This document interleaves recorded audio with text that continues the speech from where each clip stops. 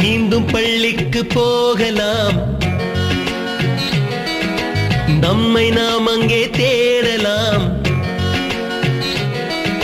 Slate குச்சி கடன் வாங்கலாம், ஸ்லேட்டில் பேர் எழுதி பார்க்கலாம். கொட்டு வச்ச வாத்தியாரை தொட்டு வணங்கலாம், முட்டி போட்டு நின்ன இடத்தை முத்தம் கொடுக்கலாம். பள்ளிக்கூடத்தில் சொன்ன பாடத்தில் இந்த உலகத்தை நாம் அறிந்தோம்.